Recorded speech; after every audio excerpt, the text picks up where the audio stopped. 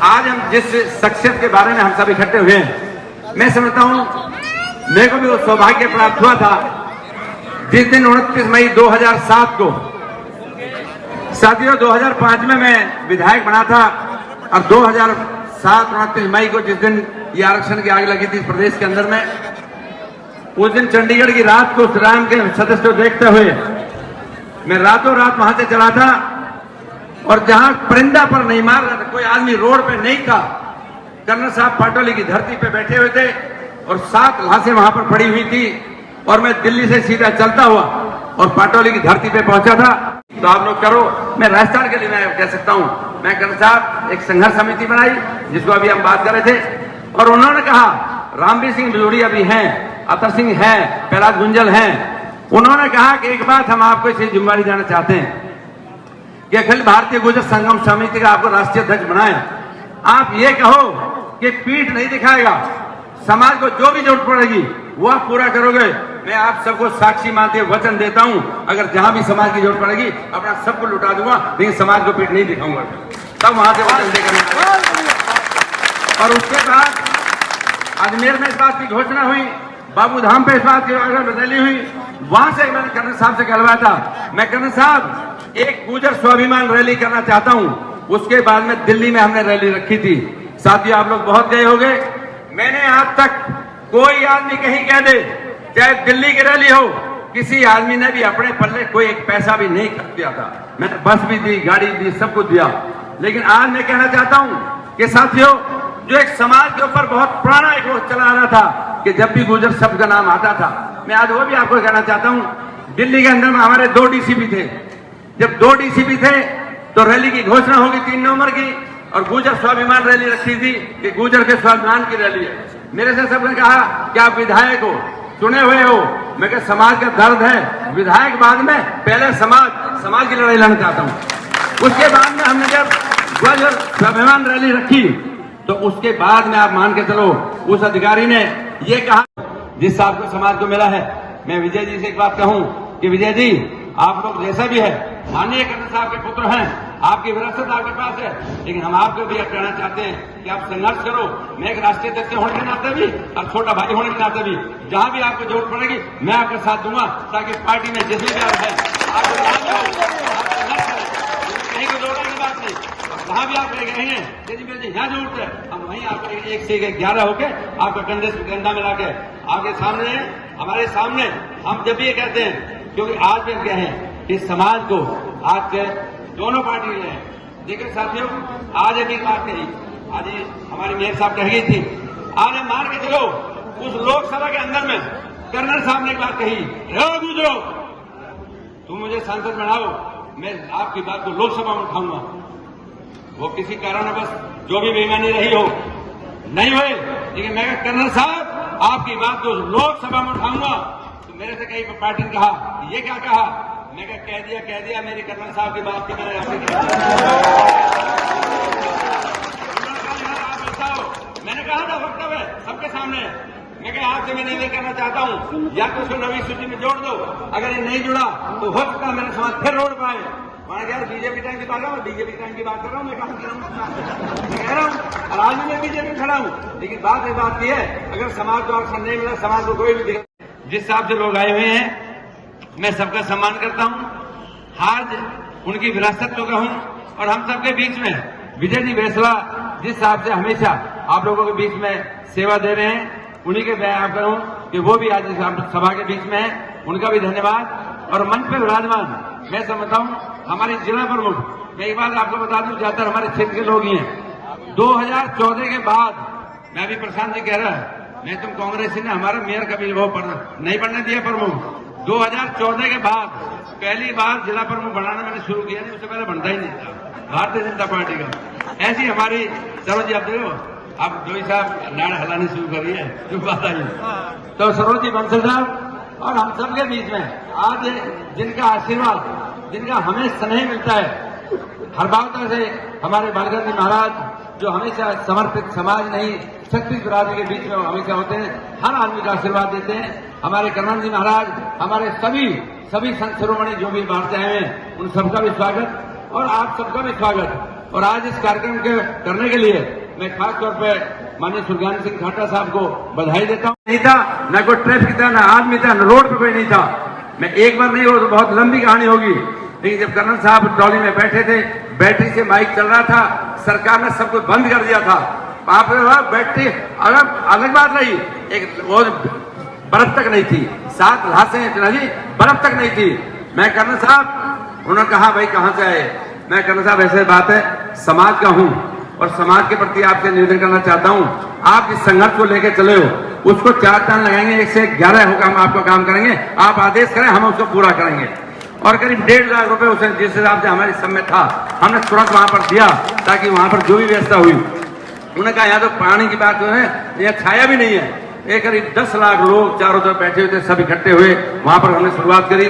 और उसके बाद में मैं कर्नल साहब, मैं आपसे कुछ कहना चाहता हूं, अगर आपको कोई एतराज ना हो तो जो भी है हमारे शहीद हुए हैं उनके लिए बारे में कुछ बोलूं। मान के भाई जो भी बोल जाएगा हमारी अच्छी बात है, समाज को बल चाहिए।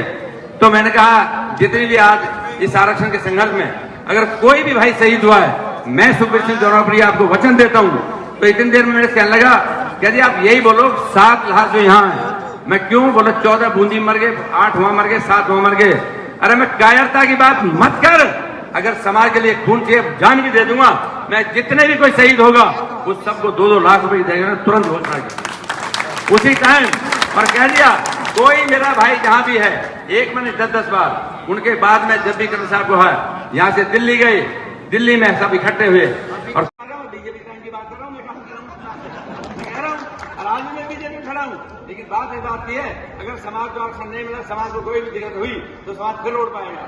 अभी कर्नल साहब के पास मैं मिलने गया था, एक बार पहले गया था, विजय जी थे वहां पर, तभी मैं मिल गया था। अभी बाद में जाने के 1-1.5 महीने पहले मैं गया था। मैं कर्नल साहब, मैं आपसे दुआ एक बात कहूं कि सब समाज चाहता है कि आप जैसे भी हो ना, ऐसे के ऐसे भी रहे हो ना, तब भी हमारा उद्धार हो जाएगा। अगर चलेंगे ना तो हो सकता है हमें कोई नहीं पूछेगा, ये सच्चाई है। एक बात का उदाहरण मैं आपको दूं, एक बार क्या हुआ, एक आदमी 3 भाई थे, दूसरे विजय जी 3 भाई।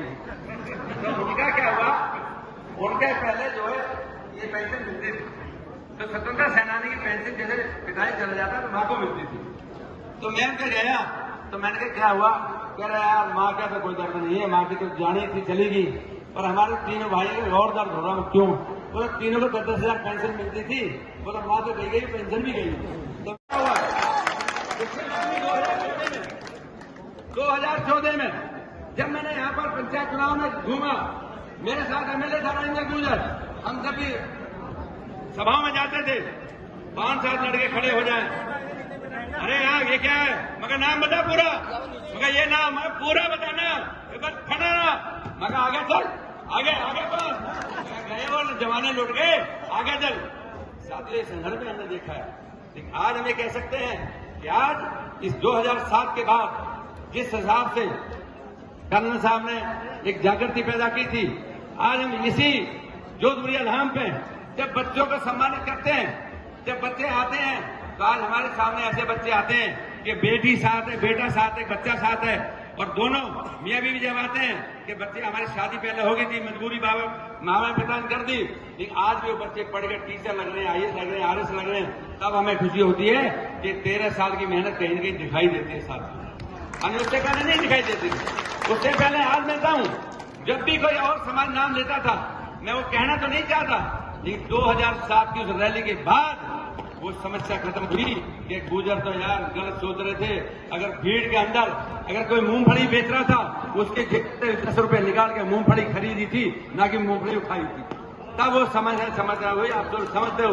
उसके बाद में कहा कि ऐसी छतरी कौम तो शायद कोई नहीं होगी। जैसे अगर पूरे प्रदेश का जिक्र करूं तो 5 आदमी हमारे लाल चौक में मारे गए थे, जो उनके साथ हादसा हुआ था मैं वक्त नहीं कर सकता, लेकिन आज हम ये कह सकते हैं कि जिन दिन 2014 में 2009 में कर्नल साहब को बिना मस्ती बेईमानी से हरा के उस आदमी ने सत्ता हासिल की थी, वो 2014 में नहीं आया, लेकिन 2019 में जब आया, मैं ऊंट पहाड़ के नीचे अब आया दोस्त। और जब उन्होंने कहा तो उन्होंने कहा तुम्हें कैसा सांसद चाहिए, उन्होंने कहा मजबूत सांसद होना चाहिए। मैं कहा मैडम, मुख्यमंत्री जी आई थी, मैं कहा मैडम आपसे मैं धन्यवाद 2 मिनट चाहता हूँ। बोले बताइए। मगर आप उधर देखो। मगर क्यों? मगर जो मेरे सामने कैंडिडेट है उन्हें कर्नल साहब की पीठ पे थोड़ा गौरव था और आज ये कह रहा मजबूत कैसा होता है। मगर एक तो विधायक रहा देवड़ी में और ये कैंडिडेट आगे मेरे सामने आ गया।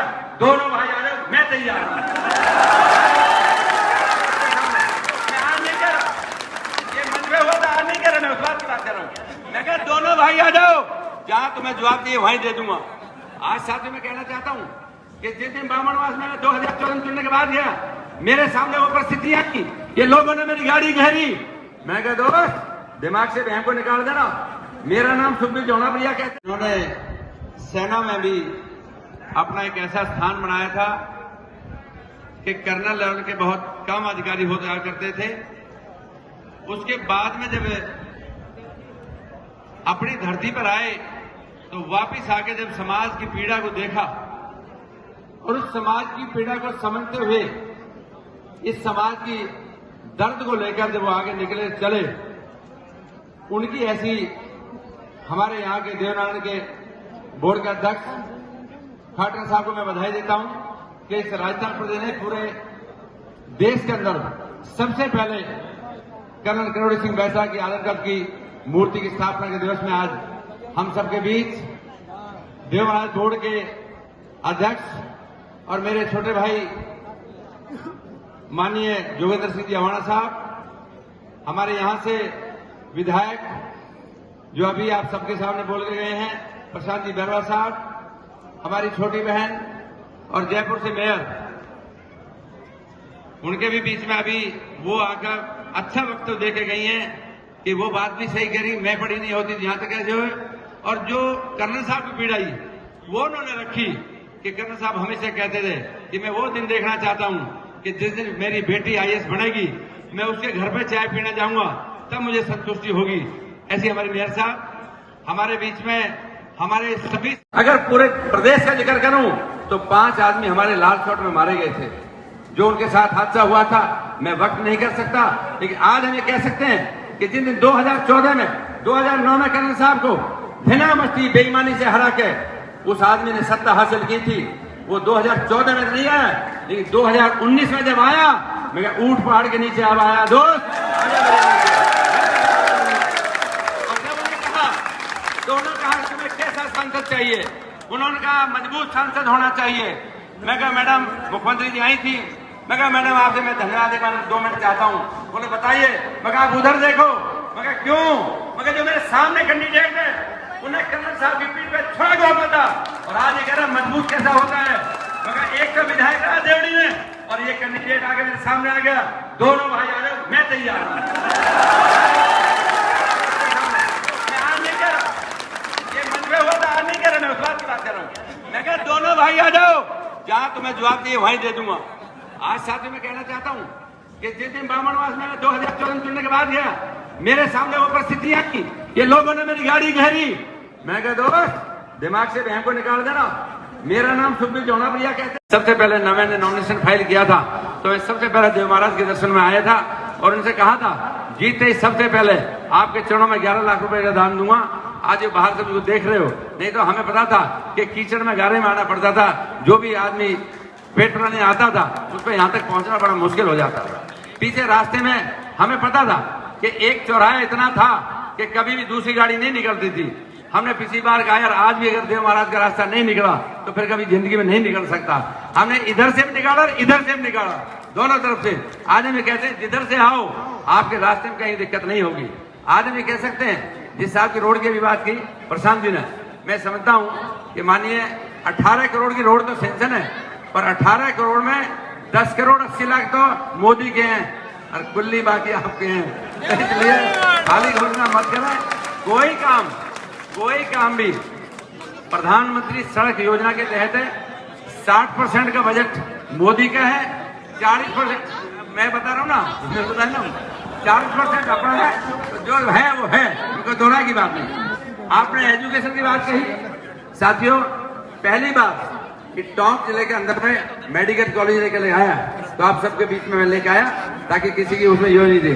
अब आप 40% पैसा उसका दे ताकि टोंक में मेडिकल कॉलेज जल्दी बनकर तैयार हो जाए। वो आपका फर्ज बनता है उसे पूरा करा ताकि 40% के शेयर स्टेट गवर्नमेंट का है। तो इसलिए मैं आप सबको कहना चाहता हूं, आज जिस साहब के विकास की बात करूं तो मैं सोच रहा हूं कि आज समाज का कार्यक्रम है, खाली विकास दिन में कोई 1000-2000 गुजर शायद इकट्ठे होंगे, कहीं ऐसा ना हो कोई यहां से किसी का सामान वामान इधर हो जाए। ये वो भाषा बता रहा हूं मैं आपको, जब अकेले में हो तो मैं वो नाम भी बता दूंगा। तो उन्होंने कहा कि हमारी पीड़ा होगी कि पता नहीं रामलीला ग्राउंड भरेगा नहीं भरेगा। साथियों 3 तारीख की रैली थी, लेकिन 2 तारीख की रात में ग्राउंड भर गया था, और जब अगले 11 बजे तक पूरी दिल्ली जाम हो गई थी। पहली बार गुजर और एक समाज इस दिल्ली की बड़ी रैली में आज तक कोई समाज इकट्ठा नहीं हुआ, आज तक। मैं बहुत बड़ी बात आपको कह रहा हूं। उसके बाद में सोनिया गांधी ने अनेकों रैली कर ली, देश के प्रधानमंत्री माननीय मोदी ने अनेक रैली कर ली, लेकिन जिस हिसाब